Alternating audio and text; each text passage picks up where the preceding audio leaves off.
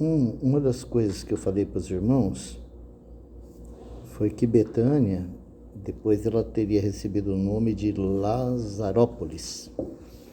E não é esse nome. Eu ia pesquisar, mas daí... Não é esse nome, tá? Realmente significa lugar do Lázaro, ou casa do Lázaro, em árabe, mas não é Lazarópolis. E existe até hoje lugar, fica a 3 quilômetros de Jerusalém, só que a gente não tem muito, como se diz, muita propaganda sobre o lugar, porque é uma terra que é ocupada hoje por palestinos. Deixa eu ver se eu acho aqui, se eu achar eu vou mostrar para vocês. Mas o nome é bem sugestivo. E significa lugar do Lázaro. Ainda significa lugar do Lázaro, ainda hoje. Tem 20 mil habitantes. Deixa eu ver se eu acho aqui. Não tem. Não vou achar. Bom, essa é uma das questões. A outra, eu falei para os irmãos que o Senhor Jesus, ele desceu do Monte das Oliveiras e estava sendo rejeitado. Na verdade, eu falei uma coisa, minha mente falhou. Porque foi desde quando o Senhor desceu do Monte Hermon. Aliás, não é nem o Monte Hermon, é o Monte da Transfiguração, que é o monte que fica próximo ao Monte Hermon. Depois que ele desceu, depois que teve a transfiguração, que ele desce e segue destino a Jerusalém, são 6 meses de ministério. E olhando para os 4 evangelhos, a gente vai ver que nesse período foi o período mais turbulento da vida do Senhor, com perseguição, com reprovação, ameaças de morte e rejeição, e tudo isso o Senhor passou, mas ele não deixou de ir a Jerusalém e morrer lá. Ou seja, ele enfrentou esses 6 meses de perseguição. E eu falei para os irmãos que ele tinha descido do Monte das Oliveiras. Na verdade, Betânia fica no Monte das Oliveiras. Então, quando o povo judeu vinha da Galileia, passava lá pelas Decápolis e atravessava, quando chegava em Judá, atravessava ali em Jericó, e ele subia um monte, antes de chegar em Jerusalém, a última parada era Betânia. Ou seja, era uma cidade de pouso, né? Betânia e Betfagé. Logo em seguida estava Jerusalém. Então, é uma cidade bem conhecida e passagem necessária para se chegar lá. E outra coisa que eu falei para os irmãos foi com respeito à ceia. E eu falei para os irmãos que dificilmente você ia encontrar nas Escrituras o Senhor participando de outra refeição. Mas a verdade é que o Senhor, ele participa de outras refeições, sim. E nós vamos encontrar isso. Só que, infelizmente, na maioria das vezes os tradutores colocaram ceia. E aí quando você vai para o grego e você vai ver que... Não, por exemplo, esse texto aqui de João 12 que a gente está lendo, está assim, quer ver? O versículo, versículo 2, né? Vou ler de novo. Foi, pois, Jesus 6 dias antes da Páscoa a Betânia, onde estava Lázaro que falecera e a quem ressuscitara dentre os mortos. Fizeram-lhe, pois, ali uma ceia. Então aqui a palavra está ceia também. Então a gente vê muito essa palavra ceia nos evangelhos. Mas a palavra que aqui foi traduzida para ceia, uma refeição, e em alguns outros lugares, ela tem um peso um pouco maior. Ela tem uma ideia, é legal isso, sabe? Que ela tem uma ideia de uma comemoração. Ela traz uma ideia daquele jantar que Marta preparou para o Senhor mesmo, festivo, aonde veio os judeus de Jerusalém. Vieram muitos judeus de Jerusalém, porque sabia que Jesus ia estar ali. E o texto diz isso. Porque normalmente a ceia era uma refeição familiar, e aqui não. Aqui é algo público e grande. Talvez um banquete, alguma coisa. Isso. Chega quase a um banquete. A palavra para banquete é muito parecida, que está lá em Lucas, que quando Mateus fez lá o banquete. Isso, ele fez um grande banquete. A diferença é que lá tem a palavra megalé, e aqui a palavra é plero, só, que também significa grande. Então não foi uma ceia, foi É uma comemoração festiva. Isso, ela falou assim, não, eu vou honrar o Senhor.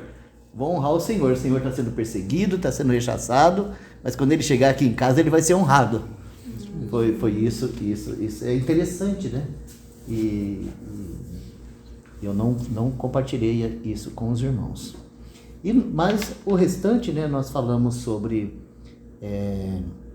adoração, que foi o assunto, e como que Maria, né, com aquele perfume caríssimo, ela dá pra gente assim esse testemunho de como que na vida da igreja nós podemos adorar o Senhor de modo genuíno, verdadeiro, colocando aos pés dele tudo aquilo que ele é digno de receber, né? E a gente fez um contraste ali com o que Judas vai falar, que ele fala que fala do valor daquele perfume, ele fala que aquele perfume valia muito, né? Valia quanto? 300 dinheiro. 300 dinheiro, né? E depois, né, eu comentei com os irmãos que quando ele vendeu o Senhor lá para os sacerdotes, os sacerdotes deram um preço para o Senhor, que era quanto? 30 dinheiro. Então, olha só, ele vendeu o Senhor por 30 dinheiro. Maria adorou com 300 dinheiro. Que era quase um ano de trabalho, né? Então, 300. você vê, era mais de um ano de trabalho, era muito trabalho. Era uma economia muito, era uma coisa... E assim, eu falei com os irmãos também, que aquele perfume, o Senhor se deu, o Senhor ganhou, né, essas pessoas, e elas, realmente, elas honravam o Senhor, adoravam o Senhor, não estavam preocupados com aquilo. Mas estava no coração do Judas, né, a preocupação com os valores, né? E com os discípulos também, porque lá em Mateus fala que eles também foram envolvidos no negócio. Sim, e falaram assim, para que esse desperdício? E nós falamos exatamente disso, sabe? Que quando você realmente vai adorar a Deus de modo verdadeiro, aqueles que não viram nada, que estão de fora, vão achar que é tudo um desperdício, porque eles não dão valor ao Senhor. Entende? Então para eles é um desperdício. Mas para quem ama o Senhor, para quem honra o Senhor, servir o Senhor, adorar o Senhor, cooperar com a obra do Senhor, é um privilégio e não um desperdício, né? Bom, a gente falou disso, mas hoje eu queria assim dar uma atenção um pouco maior a Lázaro, porque de certa forma nós temos algo muito importante, assim, similar na nossa vida com o Senhor e a vida de Lázaro. Existe uma diferença, é claro, porque quando Jesus ressuscitou Lázaro, nós podemos dizer assim que ele é uma figura daquilo que o Senhor fez conosco em realidade. Porque Lázaro foi ressuscitado somente em corpo físico. Quando o Senhor ressuscitou ele, não comunicou no espírito dele a vida de ressurreição que ele comunicou com a gente. É claro que depois ele fez isso, depois que ele morreu naquela cruz, que ele ressuscitou, que ele subiu aos céus, que ele enviou o seu Espírito, ele fez isso. Mas ao ressuscitar Lázaro, nós temos ali um tipo daquilo que o Senhor fez conosco em Cristo Jesus. Então é muito importante, sabe, essa passagem. Então hoje nós vamos colocar assim atenção mesmo nesse servo do Senhor, Lázaro. E qual foi o resultado dessa obra do Senhor? Como que a ressurreição de Lázaro ela vai implicar em todos esses aspectos que nós vamos encontrar aqui, né, em alguns versículos, do versículo 1 até o versículo 11 só. Então eu vou fazer a leitura só destacando o assunto de Lázaro, tá? Voltando lá no versículo 1, diz assim, ó: foi, pois, Jesus 6 dias antes da Páscoa a Betânia. E aqui tem o primeiro destaque, ó. Onde estava Lázaro? Capítulo 11? Não, 12, 1. 12, 1. É que nós vamos ler até o versículo 11. 12, 1, tá. Foi, pois, Jesus 6 dias antes da Páscoa, onde estava Lázaro. E olha só o destaque: o que falecera e a quem ressuscitara dentre os mortos. Então nós temos aqui, né, o grande milagre da ressurreição. E onde ele acontecer, ele vai mudar tudo, né? Vai chamar a atenção mesmo. Porque aqui você encontra um homem que faleceu e que ressuscitou. E é recente, né? Então isso é o grande destaque dessa festa, além do Senhor, é esse personagem que falecera e a quem Jesus ressuscitara dentre os mortos. E essa é a primeira vez que isso é citado, mas não a última. Então, né, logo em seguida no versículo 2, diz assim o texto: fizeram-lhe, pois, ali uma ceia. E aqui está aquela festa que eu falei para os irmãos, que o texto diz aqui, tá? E aí o texto fala assim, ó, e Marta servia, e Lázaro era um dos que estavam à mesa com ele. Eu não trouxe minhas anotações, mas eu tenho certeza que eu tinha feito uma anotação especial sobre essa palavra aqui. Estava à mesa com ele, mas eu perdi, não fugiu da minha mente. Mas é uma coisa bastante importante também, sabe? Porque é como se ele estivesse reclinado à mesa com o Senhor, ou ele estava junto do Senhor, sabe? A palavra que foi traduzida aqui por estava, ela tem essa complexidade, sabe? Ela traduzida é como tipo assentado juntamente. Como nós temos aquela palavra que ele nos fez assentar juntamente com ele, então aqui Lázaro está sentado junto com o Senhor, como o João naquela ceia que ele reclinava no seio do Senhor. É mais ou menos isso. Juntamente com ele, está escrito. Isso, está aí, né? Juntamente com ele, né? Isso mesmo, essa é a melhor tradução que tinha, era essa daí. Bom, vou pular o assunto do unguento, de Judas, e nós vamos lá para o versículo 9. Porque aqui nós temos o resultado dessa união e desse testemunho. Verso 9. E muita gente dos judeus soube que ele estava ali, e foram, não só por causa de Jesus, mas também para ver a Lázaro. E de novo nós temos essa frase, ó, a quem ressuscitara dentre os mortos. E aí o texto continua dizendo assim, ó, e os principais sacerdotes.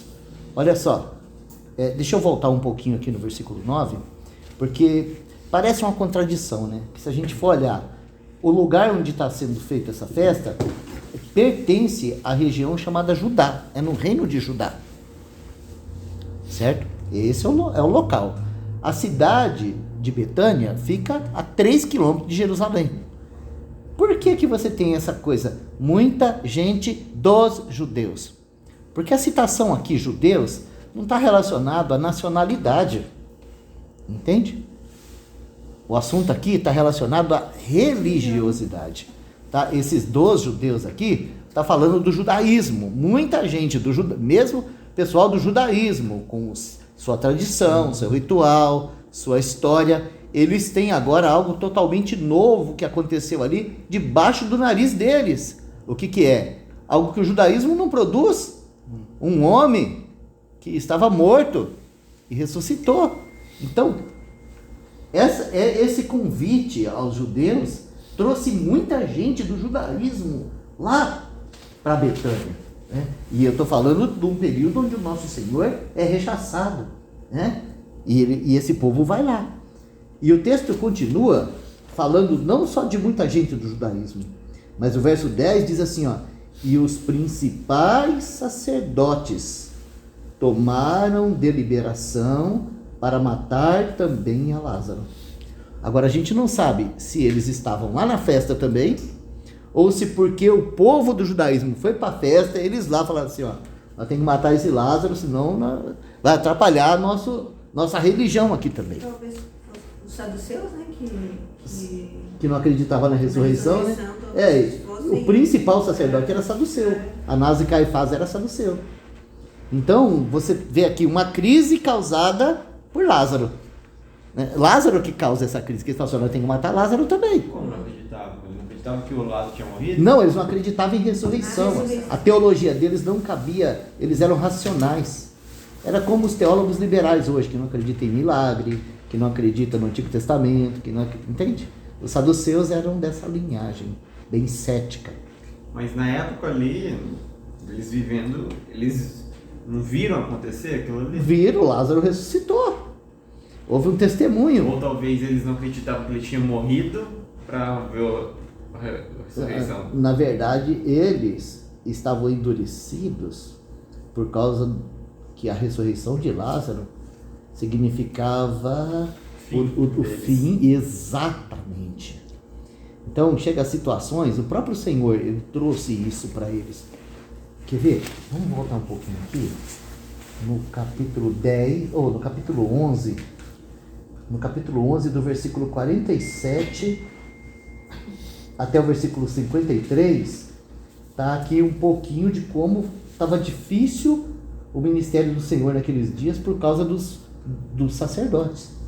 Ó, depois da ressurreição de Lázaro, tá? Depois os principais sacerdotes e os fariseus formaram um conselho e diziam: que faremos? Porquanto este homem faz muitos sinais, falando do Senhor. Se o deixarmos assim, todos crerão nele. E virão os romanos e tirar-nos ao nosso lugar. Estava preocupado com Deus, né? E a nação. Ou seja, eles estão preocupados com a posição política que eles exerciam, por causa da religião, por causa do ensino, da posição que eles ocupavam, né? E então ele continua aqui, ó. E Caifás, um deles, que era sumo sacerdote naquele ano, lhe disse: vós nada sabeis, nem considerais que convém que um homem morra pelo povo, e que não pereça toda a nação. Ora, ele não disse isso de si mesmo, mas sendo sumo sacerdote naquele ano, profetizou que Jesus devia morrer pela nação.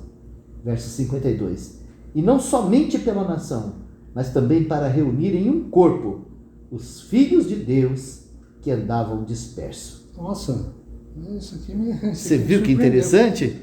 Né? Eu não sei se ele entendeu o que ele falou, mas ele falou a palavra de Deus. Ele falou certo. Ele falou a palavra de Deus.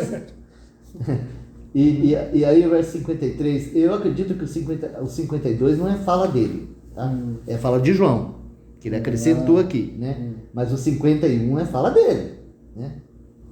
E 53, desde aquele dia, pois, consultavam-se para o matarem.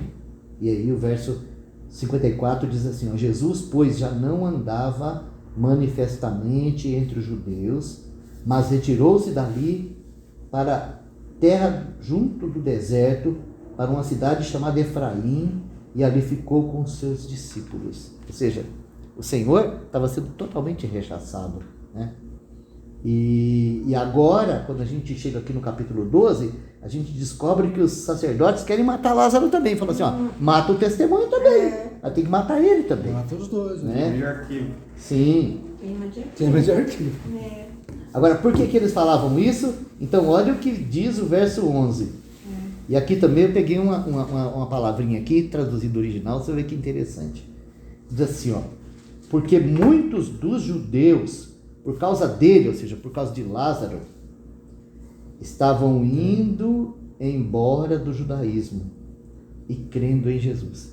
Ou seja, a palavra no original fala assim, estava deixando o judaísmo para trás. Muitos dos judeus se retiraram. Eles estavam se retirando do judaísmo. Muitos judeus. Isso. Porque eles estavam crendo em Jesus, eles estavam abandonando os rituais, aquela maneira que eles viviam, que eles achavam estar servindo a Deus. Muitos judeus estavam deixando aquilo por causa de Lázaro. Né? Então, é bastante interessante essa figura, porque nós temos aqui, né, apresentando como produto do Evangelho o testemunho da ressurreição. Então, se a gente pegar mesmo aqui no capítulo 12, o versículo 32, e agora não falando mais de Lázaro, mas falando da gente, né? Então aqui no versículo 32 e 33, a palavra de Deus ela vai dizer assim para nós, ó, o próprio Senhor falando, e eu, quando for levantado da terra, todos atrairei a mim mesmo. E dizia isso, significando de que morte havia de morrer. Ou seja, aqui o Senhor está falando, né, que quando ele fosse para aquela cruz, ele nos atrairia a ele mesmo. E para que ele nos atrairia a ele mesmo? Então, se nós avançarmos um pouco lá para as epístolas, Nós vamos encontrar o apóstolo Paulo falando disso de uma maneira tão maravilhosa. Vamos primeiro para Romanos. Não, vamos para Efésios. Efésios capítulo 2. Efésios capítulo 2, a partir do versículo 4. A palavra de Deus, ela vai dizer assim para nós. Efésios 2, 4. Mas Deus, que é riquíssimo em misericórdia, pelo seu muito amor com que nos amou, estando nós ainda mortos em ofensas, ou seja, nós estávamos na mesma condição de Lázaro, só que nós estávamos espiritualmente mortos, né? Lázaro estava fisicamente, mas nós estávamos espiritualmente mortos. Então ele diz assim, ó, estando nós ainda mortos em nossas ofensas, nos vivificou juntamente com Cristo. Então no versículo 6, ele diz assim, ó, e nos ressuscitou juntamente com ele, e nos fez assentar nos lugares celestiais. Ó, que coisa maravilhosa. Aqui fala para mim, aqui, juntamente 2 vezes. Sim, sim. Ele nos ressuscitou juntamente e nos fez assentar juntamente. Sim, ele. juntamente. 2 vezes. Então nós temos lá em João 12, essa mesma palavra, dizendo que Lázaro estava assentado juntamente com o Senhor. Intimamente. Então, né, nós recebemos essa realidade em espírito de ser colocado com Cristo na sua morte e ser trazido em ressurreição. Com qual finalidade? Então, nós podemos olhar para o tipo, né, e ser o antitipo. O tipo é Lázaro. Lázaro, você não vê ele fazendo muita coisa. Ele apenas está desfrutando da companhia do Senhor. E o resultado disso está fazendo com que ele fique parecido com o Senhor. Ele é até mesmo perseguido por causa do Senhor. Também. Já não se pode matar só Jesus. Tem que se matar Jesus e Lázaro para você ficar livre do testemunho da ressurreição. E nós estamos na mesma medida. Nós estamos na mesma medida, porque o Senhor, Ele fez isso por nós. Então, sabe, nós precisamos realmente desfrutar dessa intimidade que nós temos com o Senhor, de poder habitar com Ele nas regiões celestiais. Saber que nós temos acesso a esse lugar de intimidade com o Senhor. E que essa intimidade com o Senhor, ela vai produzir em nós esse testemunho público, como produziu em Lázaro. Porque isso é um testemunho público, né? As multidões estavam indo ver quem era Jesus por causa de Lázaro. Sabe, às vezes a gente confunde, a gente acha que a gente tem que fazer um monte de coisa para juntar as multidões. E na verdade o que a gente precisa mesmo é ter mais intimidade com o Senhor. Porque a intimidade com o Senhor reflete a vida de ressurreição. E a vida de ressurreição é o diferencial para esse mundo caído, onde está tudo morto. Espiritualmente está tudo morto. Ninguém acredita em Deus de verdade. Ninguém tem testemunho de vida de verdade. Mas aqueles que estão vivendo em intimidade com o Senhor, eles são testemunhas da ressurreição. Foi para isso que a gente foi chamado. E eu penso assim que a gente precisa de um start, sabe? Da gente ver que essa é a nossa realidade em Cristo e que essa realidade é até maior do que a que Lázaro experimentou. Claro que ele é um tipo, precisava acontecer isso para que a gente tivesse uma visão clara de qual que é o propósito da gente como salvo, regenerado, alcançado pelo Senhor, está aqui na terra ainda. Ou seja, nós estamos aqui para ser testemunho. Testemunho do quê? Da ressurreição. Jesus ressuscitou. E a maior prova que Jesus ressuscitou somos nós. Essa é a maior prova hoje de que Jesus ressuscitou. Somos nós. Então nós precisamos considerar isso. Que para que esse testemunho fique claro, nós temos que aumentar a nossa intimidade com o Senhor. Nós temos que viver assentado com Ele, juntamente com Ele. A palavra vai falar disso, sabe, em tantos lugares, se a gente for ler, sabe, nós passamos a noite vendo todas essas realidades. Mas eu quero pegar só algumas frases onde está escrito assim, ó, o qual. Porque esse o qual, ele está falando do mesmo Senhor, sabe?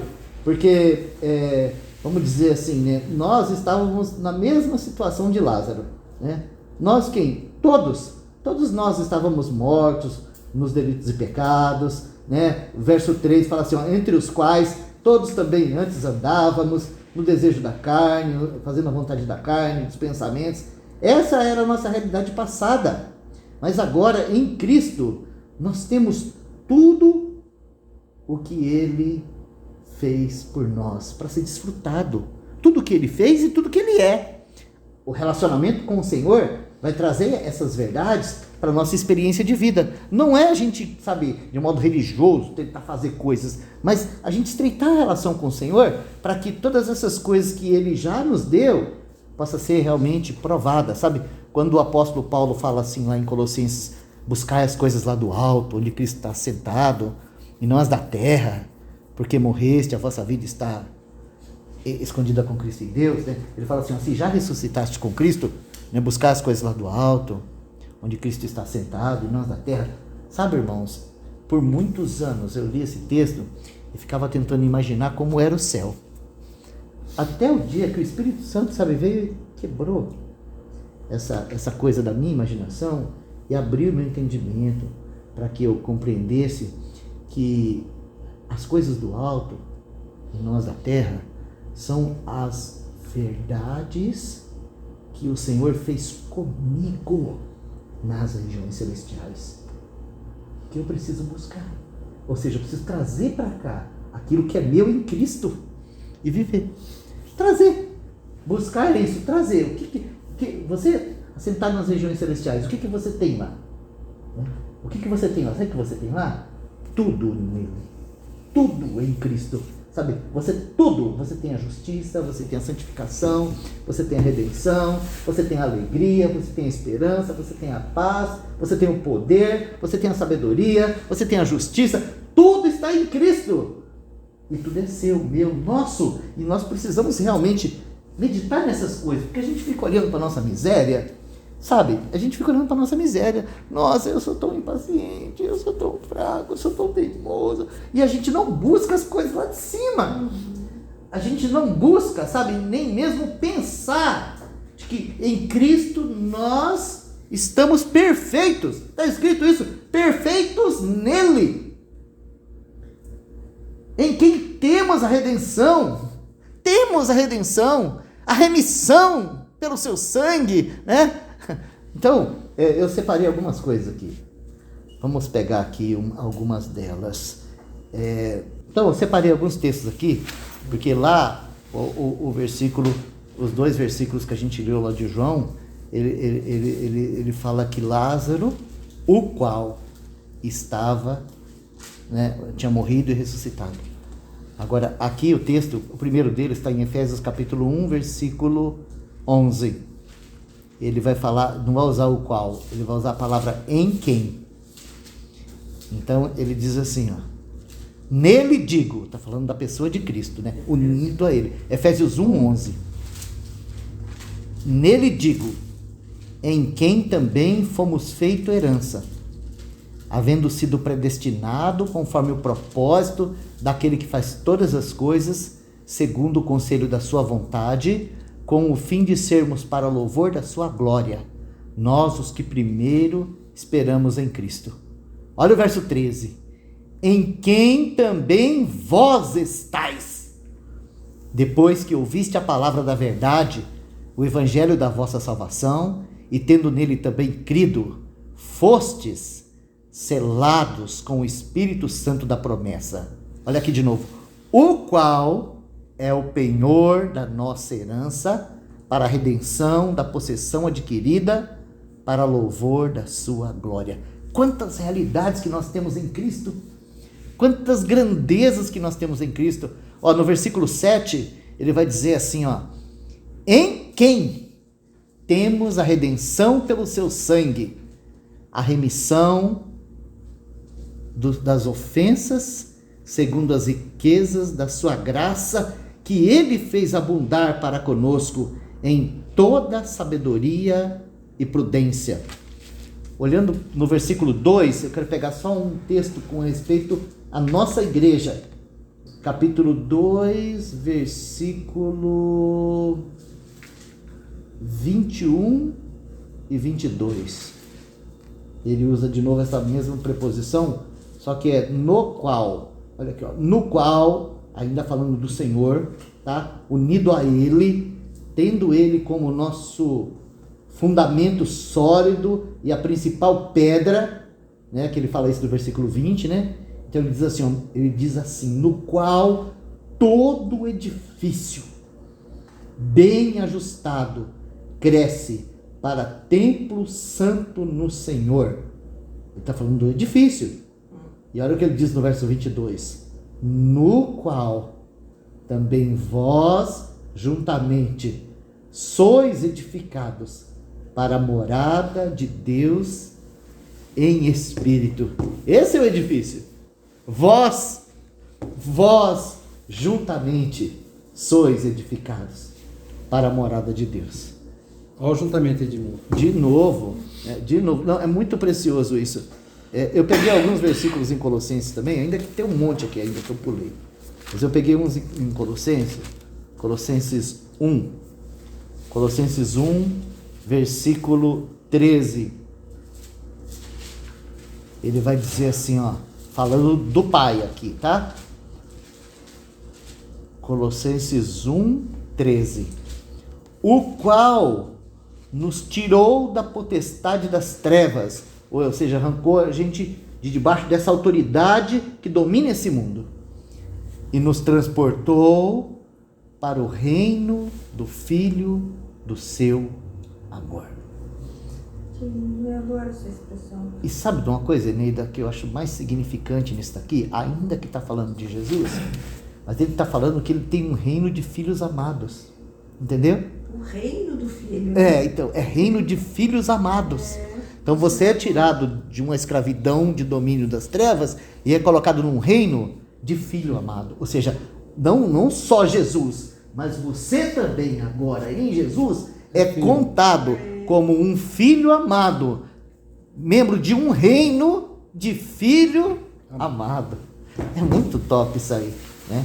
E aí ele vai usar de novo a expressão em quem. Ele fala assim, ó, em quem, e agora ele está falando do Senhor, em quem temos a redenção pelo seu sangue, a saber, a remissão dos pecados. Agora ele vai falar da grandeza desse que derramou o sangue, porque no verso 15 ele vai falar assim, ó, o qual é a imagem do Deus invisível, o primogênito de toda a criação. Agora, essa palavra aqui, imagem, se a gente for estudar a Bíblia assim com carinho, a gente vai encontrar lá em Gênesis, no capítulo 1, quando Deus vai fazer o homem lá, ele fala assim, ó, façamos o homem nossa imagem. E a ideia daquela palavra lá, imagem, sabe, ou a tradução daquela palavra é o nosso representante. O nosso representante. Ou seja, o homem foi feito para isso, mas ele caiu. Então o Senhor enviou o seu Filho, que venceu. Venceu por nós. E ele é o fiel representante do Deus invisível. E nele nós todos somos chamados para sermos representantes do Deus invisível. Sabe, o Deus invisível, ele quer ser visto e tocado no Edicinho, na Débora, no Roberto, no Vini, no Rui, na Eneida e em todos os santos. E isso, irmãos, está disponível para nós. Sabe em quem? Nele, em Cristo Jesus. É muito lindo isso. É muito lindo isso. Então, sabe, quando nós olhamos para Lázaro, nós ficamos encantados com a maneira como o Senhor pôde, naquela medida, né, de ressuscitar o corpo dele, como que o Senhor pôde usar a ressurreição de Lázaro como um testemunho tão glorioso para ele mesmo. E esse deve ser o anseio do nosso coração, sabe? Não é fazer coisas, mas é ser para o Senhor um testemunho hoje de que Cristo morreu e ressuscitou. O Vini falou uma coisa aqui que eu achei muito interessante no começo da reunião. Falou, como que aqueles homens não acreditaram? Eles viram e não acreditaram? Eles viram e não acreditaram. E hoje vai acontecer a mesma coisa. Hoje os homens desse mundo, eles vão ver e não vão acreditar. Mas o nosso chamamento é esse, é dar um testemunho fiel de que Cristo ressuscitou. Amém? Nós não precisamos nos preocupar em dar informação para os homens. Improvou. Não. Nós precisamos ter intimidade com o Senhor para que a vida de ressurreição nos governe. Amém? Senhor, nós somos tão gratos a Ti, porque o Senhor nos ressuscitou, assim como o Senhor ressuscitou a Lázaro, o Senhor também nos ressuscitou. E hoje nós temos aqui uma Betânia, com homens e mulheres que estavam mortos em seus delitos e pecados, e foram colocados em Cristo, e ressuscitaram com Ele. Ó Senhor, pelo Teu Espírito, comunica conosco essas realidades, de modo tal que nós possamos sermos também, nesse tempo do fim, as fiéis testemunhas da Sua ressurreição. Abra os olhos daqueles que estão à nossa volta, Senhor, para que eles vejam isso em nós. E nos conceda a graça, Senhor. Abra também os nossos olhos para que a gente desfrute dessa realidade maravilhosa de que temos com o Senhor. Que a gente possa se apropriar de tudo aquilo que a Tua palavra diz que é nosso, é em Cristo. E que a gente possa expressar isso mesmo para esse mundo caído, para a glória do Teu nome, Senhor. Nós reconhecemos, Senhor, que não existe nada melhor nesse mundo. Não existe nada mais desejável nesse mundo. Não existe nada mais, oh Senhor, mais digno nesse mundo do que desfrutar de comunhão com o Senhor e vivermos essa vida de ressurreição. Oh Senhor, muito obrigado por esse privilégio que temos. Muito obrigado, Senhor, por essa posição que o Senhor nos colocou. Santo Espírito, abra os nossos olhos. Amém. Para que nós possamos ver isso, se apropriar, deleitar disso, Senhor, e expressar essa verdade juntamente com o Senhor, para onde a gente for, em tudo que a gente fizer, para a glória do Teu nome. Nós te pedimos e te agradecemos, Senhor, em nome de Jesus. Amém.